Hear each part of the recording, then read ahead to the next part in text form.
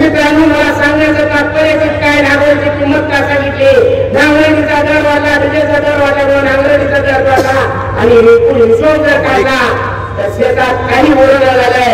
शेतकऱ्यांना 4 वर्ष शेती केली, 10 वर्ष शेती केली, 20 वर्ष शेती केली, एखाद्याच्या घराचा पोरगा नोकरीला लागलं तर 4 वर्षात त्याच्या घराच्या खापऱ्या बनवतात.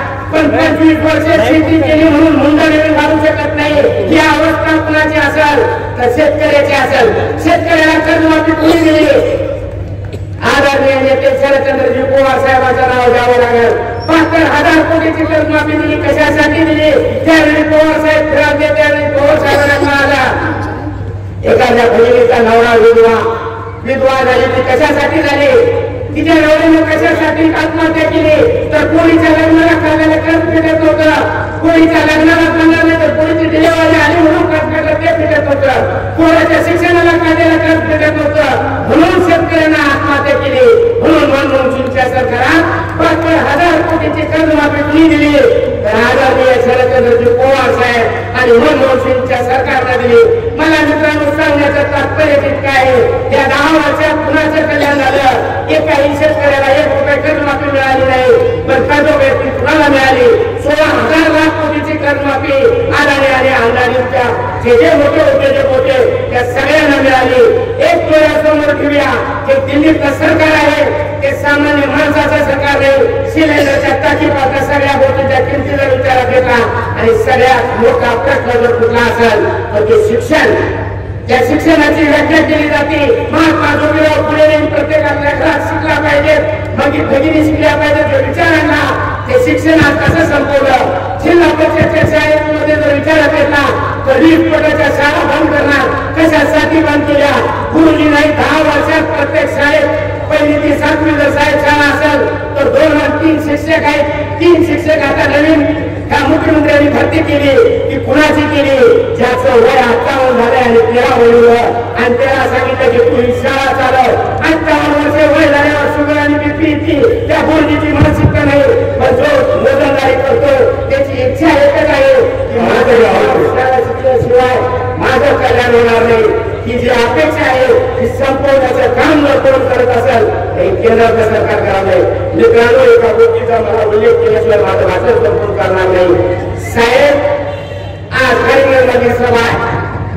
या सभेचा लेखाजोखा जर विचारात घेतला, तिथं जे जिल्ह्याचे पालकमंत्री म्हणून जे आहेत ते आदरणीय मुश्रीफ साहेब, चंद्रगड विधानसभा मतदारसंघात जे आमदार म्हणून आहेत ते आदरणीय आमदार राजेश पाटील साहेब आणि दुसरे जे आहेत ते खासदार संजय मल्लिक.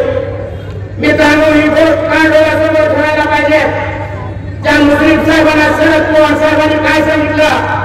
अल्पसंख्याक मधला माणूस आहे मोठा झाला पाहिजे.